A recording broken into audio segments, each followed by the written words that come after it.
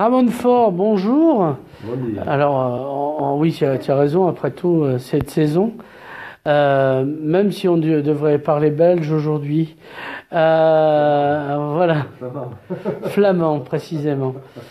Alors, bon, tu es une espèce de compagnon de route de l'archipel contre-attaque à force. D'habitude, tu viens présenter des CD, mais tu es un patriote. Parce que tu aimes la musique, mais c'est par patriotisme que tu fais ces compiles en catalan. Un des rares qui produit des CD, donc qui laisse des traces de la culture catalane. On pourra dire, on saura qu'il y a eu des trucs en catalan parce qu'on retrouve des CD. Donc, il se passe des trucs de l'autre côté des Pyrénées. Alors, c'est pas les Rebachas, c'est la République indépendante. Elle est reprise en main par une fille de colonel franquiste. C'est Star Wars, ton histoire. Alors, c'est quoi ton regard? D'abord, on va parler de ce qui se passe au sud, de ta vision, et ce qui m'étonne, moi, si tu veux, c'est le fait que... Mais pourquoi, bordel de nouilles, ce truc est flou, là? Il n'arrive pas à faire... Faites pivoter votre appareil, oui. Oui, d'accord, oui. Voilà. Et alors la question qui se pose, c'est pourquoi ici ils réagissent pas. Ils ont l'air éteints, à part quelques catalanistes qui tapent pas sur des bambous mais sur des casseroles. Et c'est numéro 1. Oui, disons que c'est vrai que en France en général, le pays voisin à ce nouveau pays, à ce nouvel État catalan, qui peut-être n'est pas reconnu par la France et par l'Espagne, mais qui pour moi est bel et bien un nouvel État européen, jusqu'à preuve du contraire. Pour l'instant, il y a un président, un parlement plus ou moins en exil, pas tarder à revenir probablement, hein, d'après ce que j'ai compris, finalement, il ne restera pas en Belgique. Ouais, il a vu un avocat spécialiste des droits de l'homme. Donc bon, il y a... tout est au jour le jour, un peu, la décision de partir en exil. À mon avis, ils sont en contact aussi directement avec Madrid et Bruxelles a son mot à dire dans tout ça, à mon avis. C'est pour ça que mais elle veut pas le dire. Tout se passe en coulisses, mais à mon avis, ces élections qui se font là en décembre, c'est justement suite à la pression de Bruxelles. Parce que Rajoy avait prévu de prendre le contrôle de la Catalogne pendant 6 mois, c'est ce qu'il avait dit à l'origine, et de faire ses élections dans 6 mois. Finalement, il est fait au bout d'un mois et demi. Je pense que c'est parce qu'on a refusé à Rajoy, depuis l'Union européenne, quelque chose qui pourrait créer une instabilité. Une instabilité, pour ceux qui n'auraient pas compris. Une instabilité sur le marché européen. Finalement, c'est une question aussi économique. Et donc, oui, voilà, moi, ma vision actuellement, c'est ils ont une armée, nous, on a la démocratie, le peuple catalan qui soutient depuis maintenant au moins 5 ans de façon claire dans la rue et aux urnes des millions de Catalans qui soutiennent le processus pour l'indépendance, mais en face on a le gouvernement espagnol qui a une armée. Donc la discussion, on est quand même obligé de se plier. Oui, parce que la raison du plus fort, parce que on parle l'Europe, c'est la paix, c'est la démocratie, mais finalement, en face, tu as une armée, tu fais ce que tu veux quand tu as une armée. Ben voilà, c'est ça. Donc, on peut. Moi, je ne reprocherai pas à Puigdemont d'avoir accepté finalement ces élections du 21 décembre, parce qu'il n'y a pas le choix. On ne peut pas s'affronter avec l'État espagnol. On a déclaré l'indépendance, je trouve qu'il fallait le faire. Aïna, s'il te plaît, pardon. Je suis en train de... C'est en direct, hein, donc l'enfant est réel. Aïna, Apollite. Et donc voilà, je pense que jusqu'à présent, en tout cas, je trouve que le gouvernement catalan et donc Puigdemont, le président, se sont très bien débrouillés et ont fait les bons choix. peut-être à certains moments, ils nous ont fait peur. Le jour où la veille il a déclaré, ou le jour même où il a déclaré l'indépendance, où il était prêt à déclarer, à appeler aux élections et à dissoudre le Parlement avant d'avoir déclaré l'indépendance. Moi, je trouve qu'il fallait déclarer cette indépendance et maintenant se positionner sur on garde cet État catalan ou on revient en arrière. Mais si on n'avait pas fait ce pas-là, il nous l'aurait joué à l'envers, quoi, disons. C'est pas une élection autonomique, régionale. Dis pas régionale parce que de suite le français va projeter sa grille d'analyse. Autonomique, c'est l'autonomie espagnole qui est pas du tout le même système qu'en France, évidemment. Mais finalement ces élections-là, ça sera plutôt un plébiscite pour oui ou non à l'indépendance. Parce que quand même là, ça sera la troisième ou quatrième fois qu'on va aux urnes, après multiples manifestations de plusieurs millions de personnes dans la rue. Là, c'est la dernière quand même, faut pas déconner. Je crois que les Catalans, ils vont y aller, parce que je suis convaincu que les 2 300 000 personnes qui sont allées voter à chaque fois, qui ont manifesté, ces gens-là, ils ne seront pas retournés, on ne va pas les retourner, ils ont pour objectif. Surtout après les coups de matraque, c'est un peu braqué les gens. Je crois que c'est évidemment, et l'article 155 qui nous met à la tête de la Generalitat un parti populaire qui fait 8,5% en Catalogne de suffrage et qui prend le contrôle du gouvernement catalan. Et puis un parti populaire qui est en ce moment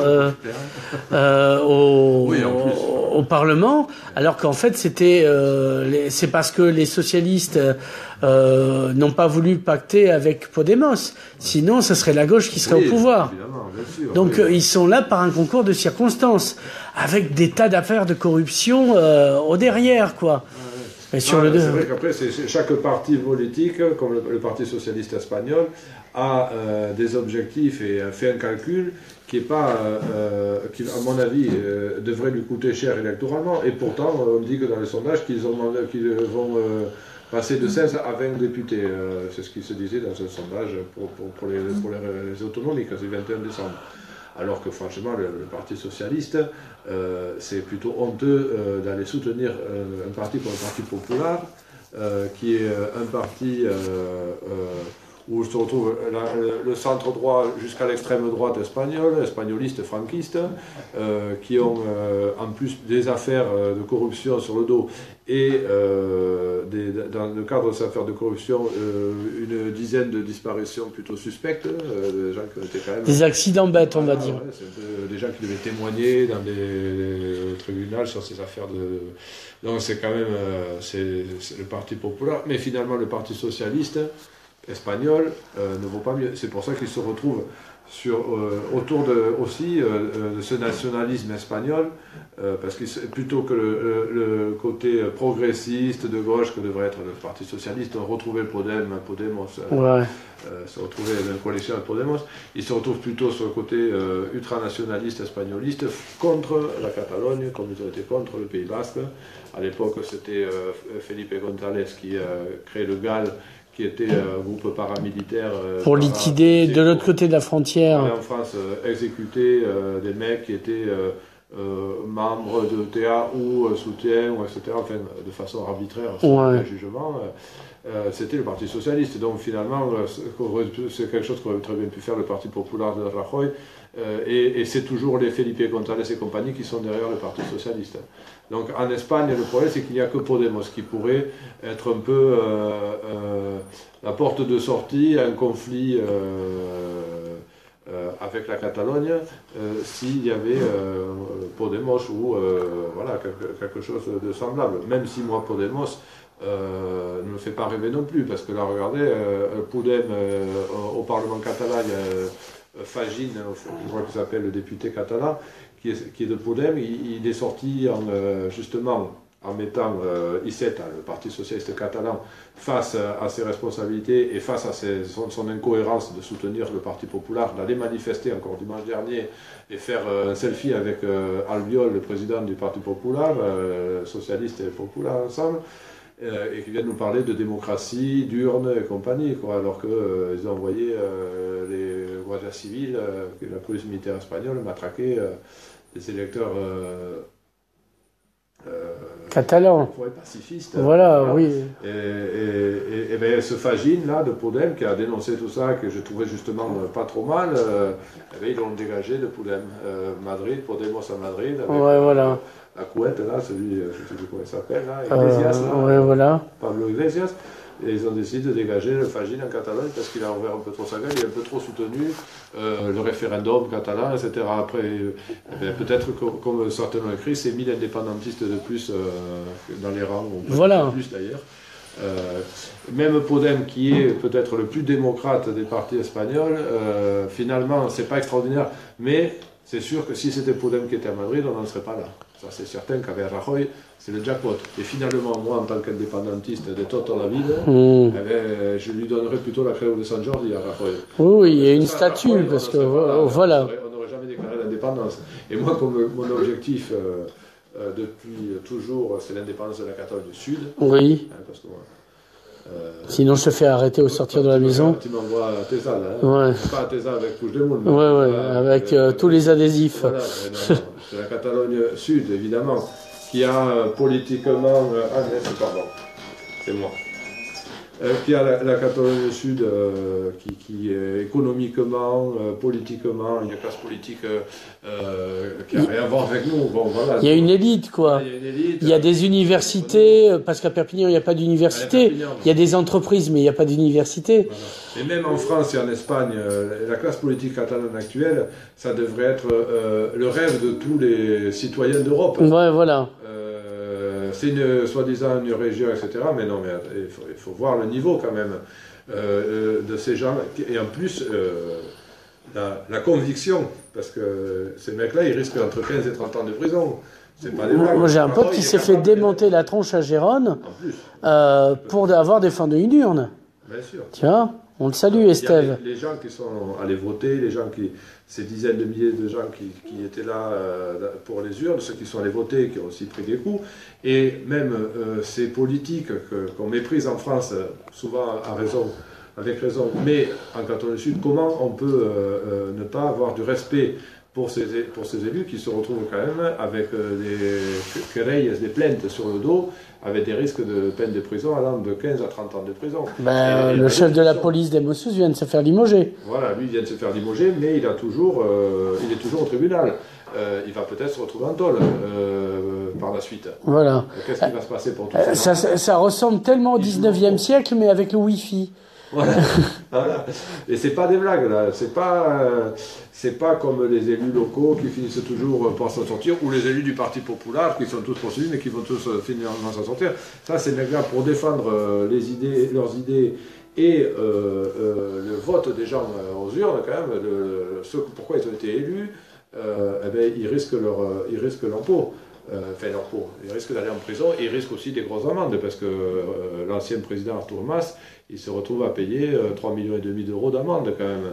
Bon, c'est pareil, hein, lui on pourra difficilement l'accuser de s'être enrichi avec la politique, parce que s'il se retrouve à payer les 3,5 millions, comment ça, tout ça, parce que même si le processus s'arrête après les élections, etc., j'espère pour eux, ils doivent espérer qu'ils vont être indépendants, parce que sinon ils vont se retrouver tous en tôle quand même. Hein.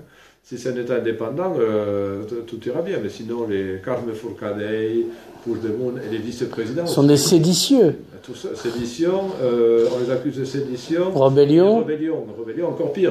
C'est 30 ans, sédition c'est 15 ans. Puigdemont c'est rébellion et sédition, lui directement. Oui, c'est cadeau. Lui, il a jackpot. Ceux qui sont en dessous de lui, c'est que Trapero, la police, c'est le mot sous espoir, c'est que sédition. Il y a eu 1000 juristes qui ont soutenu le gouvernement catalan, l'exécutif catalan, parce que justement tout ça, c'est sédition. Ouais. C'est déguisé derrière la légitimité légale. Voilà, mais au fond, c'est eux défendent la démocratie, c'est évident. Oui. Quand on entend les médias français qui reprennent ce que disent les médias madrilènes, que c'est une minorité de Catalans avec Puigdemont qui les entraîne.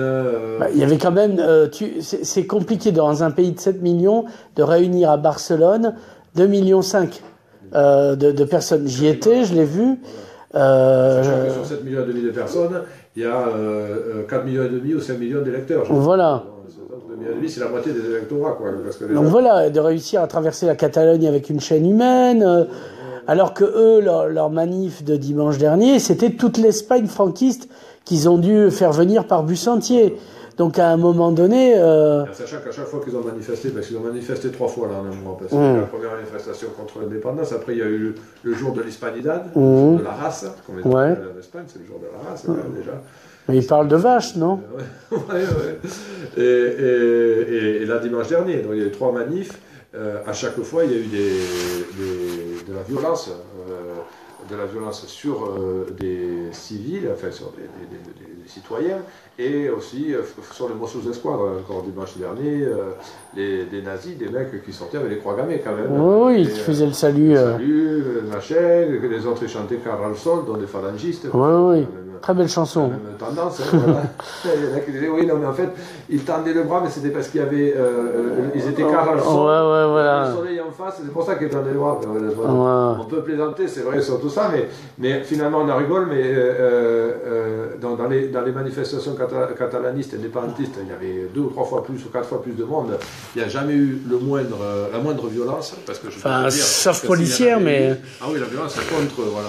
Mais des indépendantistes, ils se sont toujours restés complètement pacifistes, parce que même il y aurait eu une petite bagarre, ça serait sorti sur tous les médias, parce qu'on les a quand même accusés d'être violents. Donc, malgré le pacifisme, certains se sont permis d'accuser les Catalans, ou de dire que c'est la violence, c'est parce qu'en fait c'est les Catalans qui l'ont cherché. Ouais, c'est un peu comme une femme violée, quoi. Voilà.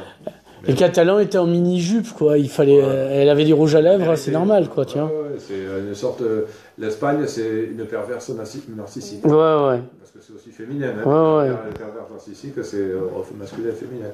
Et la perverse narcissique qui est en train de maltraiter un peuple, qui est le peuple catalan, depuis bien longtemps déjà.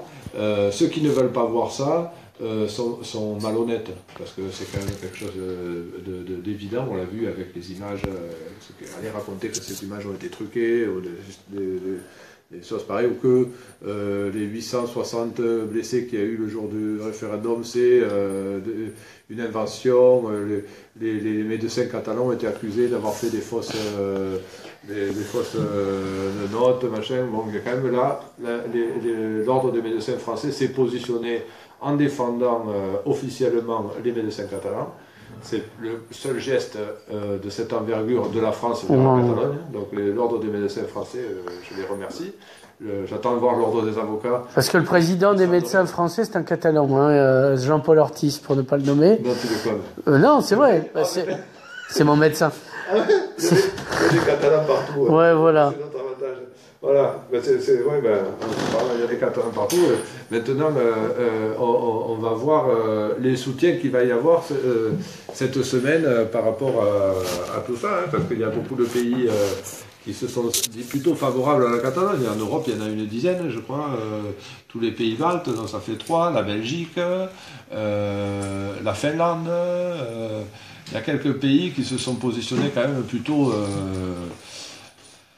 Mais c'est difficile de ne pas condamner ce qui se passe actuellement entre la Catalogne et l'Espagne. Franchement, en France, le pays qui dit le pays des droits de l'homme, etc. Oui, on va voir le discours de Johan Plans à Macron. Oui. Mais oui, bien sûr. C'est vraiment... Mais bon, les États-nations que sont la France et l'Espagne défendent leur beefsteak, hein. Mais au-delà de ça, il y a aussi des intérêts, des enjeux financiers. Oui, les banques françaises notamment. Voilà, comme on parlait tout à l'heure. Et le fait que Rajoy soutienne M. Macron, président de la France, avec l'affaire en Europe sur les travailleurs détachés. Voilà, donc il y a ce qu'on appelle des échanges de bons procédés. C'est ça. La Belgique a reçu des pressions espagnoles, justement, parce que elle menaçait de le réenvahir comme au siècle d'or, avec des sétertiaux. Israël aussi a reçu des pressions. Israël, par contre, c'est vrai que il paraît qu'il y a un pays européen méditerranéen qui serait prêt à financer l'indépendance de la Catalogne. Et même nous aider à... voilà, mais je ne sais pas qui c'est. En tout cas, je sais qu'Israël a reçu... Ouais, il y en a pas beaucoup, il y en a qui sont en capacité, voilà. Mais, c'est pas Malte, un voilà, exemple. Voilà. Donc il y a des choses qui se passent en coulisses qui permettraient d'imaginer une Catalogne indépendante. Même les médias américains et au Royaume-Uni le reconnaissent, la Catalogne, économiquement, politiquement. Voltaire le reconnaît dans une phrase où il dit qu'elle a besoin, elle peut vivre pour elle-même dans un texte. C'est dans Candide, la Catalogne pourrait vivre pour elle-même puisqu'elle a tout. Ah oui, tu vois. Ah oui, ben, c'est déjà parce que moi j'ai vécu en Catalogne au XVIIIe siècle. Je l'ai amené en voyage, c'est pour ça. C'était comment il s'appelait là, un roi espagnol qui disait, le nom ne viendra pas. Mais il disait que finalement la capitale de l'Espagne, ça aurait dû être finalement Barcelone, pour avoir une stabilité ou même une progression. C'est pas Madrid, donc Barcelone, historiquement, par sa position géographique. Non mais Madrid c'est un bastion, c'est constitué en bastion contre les morts, voilà. Et donc c'est la Castille, ça veut dire le château, donc ça veut tout dire si tu veux. C'est déjà compliqué la vie, parce qu'elle fait des mises au point en permanence la caméra, donc des fois tu es trouble. Je parle pas de ton discours qui est limpide. Alors on va revenir ici parce que ici ça m'intéresse, c'est l'état de flappitude permanent, c'est-à-dire que l'université elle ne bouge pas. Alors que elle a une section en sociaux, en économie, en droit, même en droit catalan, une section catalane, une section espagnole, et à part des profs qui parlent à titre individuel, l'université ne se positionne pas. Et surtout, elle fait partie du réseau des universités catalanes, l'Institut Joan Luis Vives. Donc, c'est le silence radio. Les élus, il y a Nicolas Garcia qui bouge, faut reconnaître. Toujours reconnu, ouais. Tu as Louis Alliot, mais bon, pas vraiment en faveur de la Catalogne. Mais bon, à minima, il parle, tu sais, il fait pas semblant de pas voir, voilà. Mais bon, tu vois, Romain Gros, donc, qui est avocat et qui a quand même de la clientèle en tant qu'avocat au Sud, fait comme si on l'entendait pas, alors qu'il a le numéro de téléphone du président. Enfin, si je m'en tiens au discours de Jean-Marc Pujol sur son non-exclusion. Ségolène Neuville, ancienne secrétaire d'État, a plu. Et par contre, hier, il y avait un article sur les gens qui se mettent en lice pour être maire à Perpignan. Ça, il y avait du monde. Oui. Est-ce que ce monde est sérieux, aurait dit... C'est la différence entre les autonomies, les régions et les départements, comme un département en plus en voie de disparition, qui fait qu'on a une classe politique qui ne se situe pas, on est sur il n'y a pas de vision politique, on ne leur demande pas de toute façon, étant donné qu'ils n'ont aucun pouvoir de toute façon politique, ils ne se posent même pas ce genre de questions, en tout cas ils n'osent pas se les poser, même dans l'intimité probablement, ou une fois qu'ils sont à la retraite. Voilà, quelqu'un comme Jean-Paul Alduy, aujourd'hui on voit sur son Facebook des articles que pourrait écrire Puigdemont. Il a une vision de la Catalogne très, disons, c'est patriotique, quoi, comme je disais tout à l'heure. Mais bon, quand il était maire de Perpignan, il était déjà un peu plus dans le... Oui, parce que là, il n'y a plus rien, donc c'est vite vu. Hein. Ça, c'est évident. Mais voilà,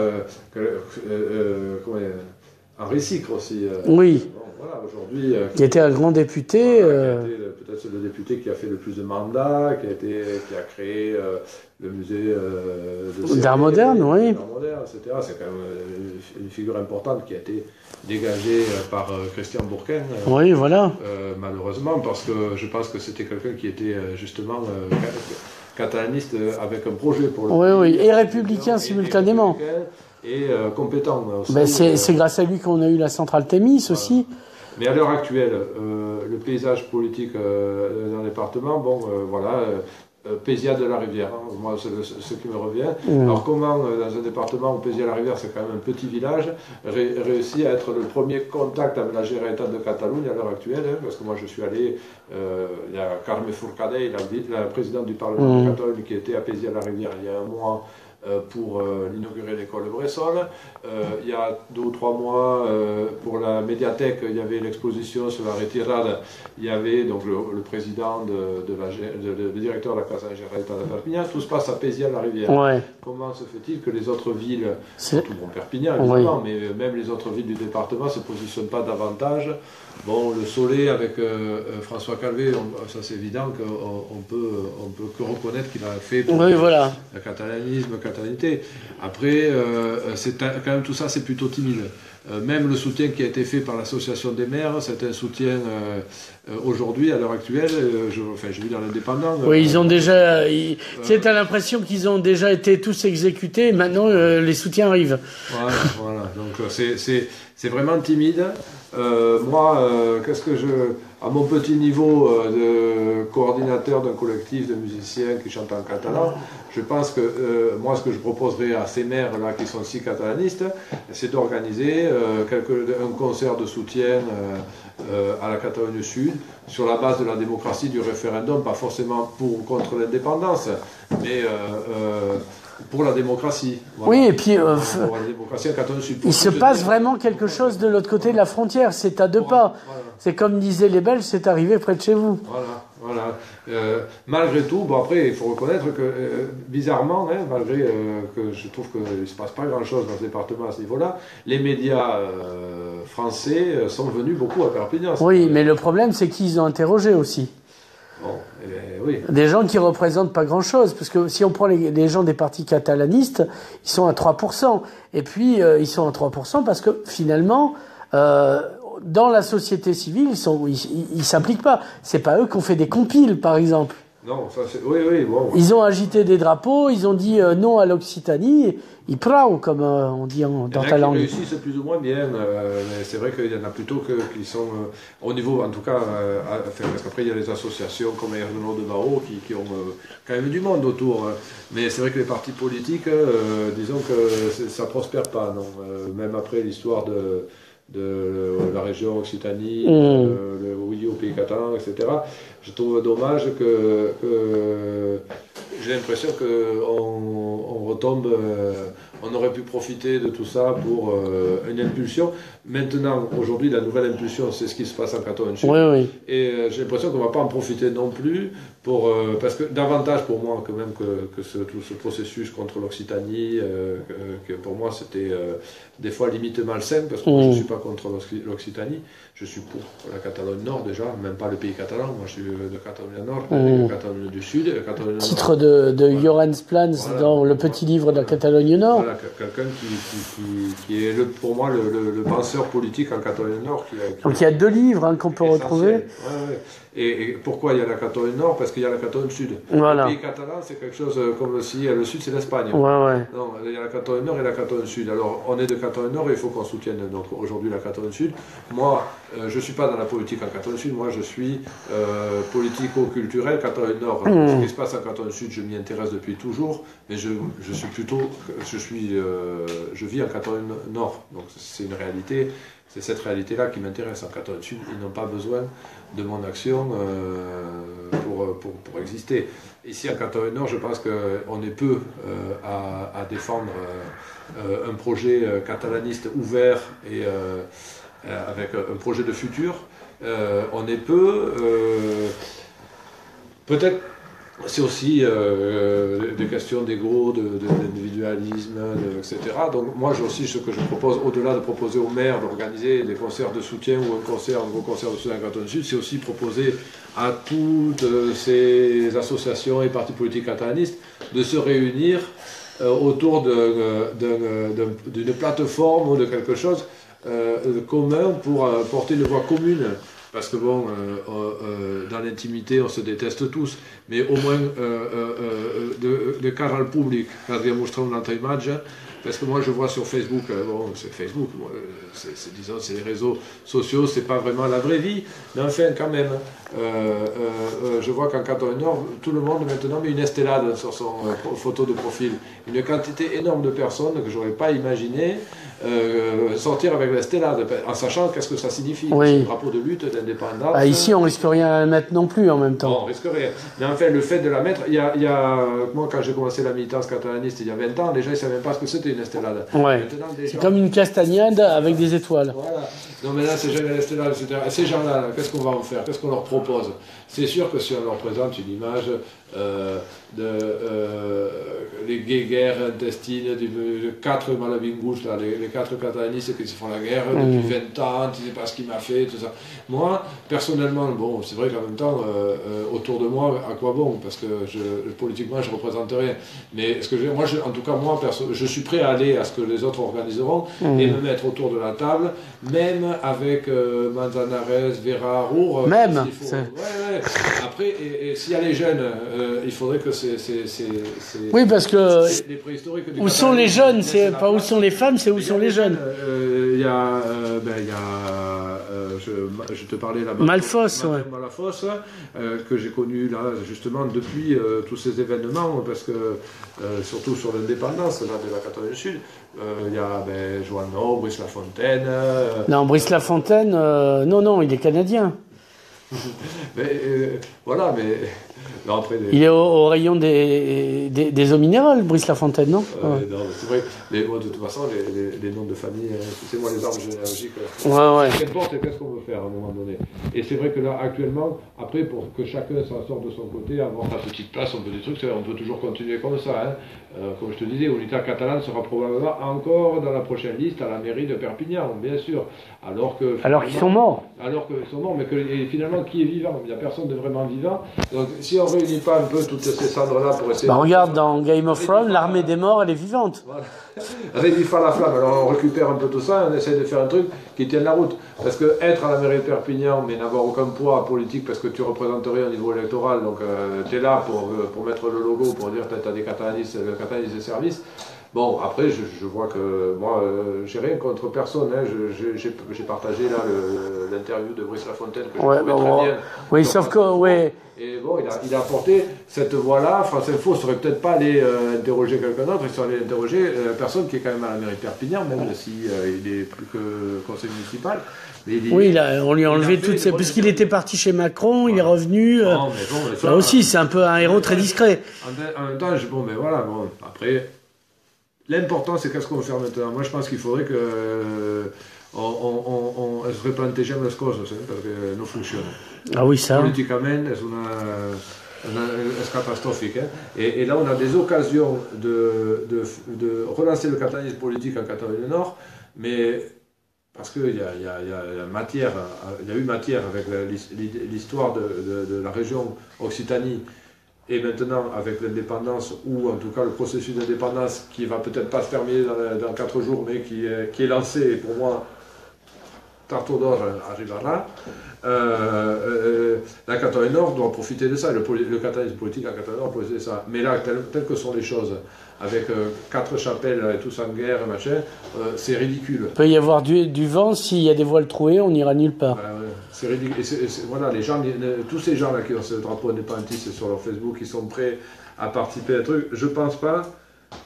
Parce que c'est vrai que l'histoire de oui au pays catalan, l'idée de ne pas faire du catalanisme, comment dire, de doctrine, s'ouvrir projet de territoire à la plus que française, voilà, pour communiquer, pas être sur ces idées un peu sectaires, voilà. Mais finalement, il y a quelque chose qui cloche parce que j'ai pas l'impression que ça a pris le truc. Donc il y a un truc qui va pas. C'est pas suffisant. De dire il faut concrètement avoir vraiment une stratégie pour réunir tous ces gens de droite, de gauche, du centre. Ce que tu appelles, c'est la confluence des luttes. Voilà. Ouais, parce que moi, j'ai un discours marxiste. Voilà, mais voilà. Dans le Catalogne du Sud, c'est ce qu'ils font. Actuellement, le processus d'indépendance, ça va de l'extrême gauche au centre. Oui, de la coupe à Convergencia. Donc pourquoi en Catalogne Nord on n'est pas capable, parce qu'on est quand même dans une situation, au ara ou mai, comme disait Fuste au Pays Valencien, c'est maintenant ou jamais. Ouais, ce soir ou jamais, disait Frédéric Tadei, mais ça n'a rien à voir. C'est autre chose. Donc, est-ce que vraiment on est pour... on croit dans ce projet de territoire de pays catalan ou de Catalogne Nord? Si on y croit vraiment, il faut qu'on soit capable de se mettre autour d'une table. Moi, de toute façon, moi, je te dirais quelque chose, je ne me suis jamais mis à table avec aucun de Catalan, je suis complètement en dehors depuis toujours du microcosme catalaniste. Oui. Et tu as d'ailleurs copieusement détesté. Voilà, c'est ce que j'allais dire. Moi, ce qui est un signe, finalement, une médaille d'honneur. Oui, mais parce que toi, tu as réalisé des trucs, c'est-à-dire que... Mais disons, moi, je déteste personne, en fait. T'as tort, ça fait du bien, la haine. Maintenant, non, mais je suis conscient quand même des inconvénients de certains comportements dans le milieu catalaniste en général. Mais j'ai pas de cible précise. J'ai pas de... Voilà. Bon, après, bien sûr, je considère quand même que ça manque de renouvellement. Ça, c'est certain. Et quand je vois des jeunes comme Quentin ou des jeunes comme ça... Bouellel, donc, pour ne pas le nommer. C'est des mecs comme ça qui arrivent là et qui ont envie de faire un truc. Mais Dieu merci, on les dégoûte. Enfin, on essaye. C'est ce que j'allais dire. J'espère qu'on ne va pas les dégoûter. Parce que moi, disons qu'au tout début, en 2000, quand j'ai commencé à vouloir faire du catalanisme, je me suis rendu dans ces trucs les premiers mois. Et j'ai vite été très déçu. Mais au lieu de tout laisser tomber, j'ai décidé de faire du catalanisme en parallèle de tout ça. Et finalement, ça m'a plutôt réussi. Donc, je les remercie de m'avoir dégoûté ou en tout cas démotivé de participer aux trucs qui existaient déjà. Parce que c'est ce qui m'a permis de monter des trucs différents à côté, parce que sinon j'aurais fait la même chose, toujours la même chose. Finalement, ces trucs qui existent depuis 20, 30 ans, 40 ans et qui n'avancent pas. Donc il faut créer quand même aussi des choses nouvelles.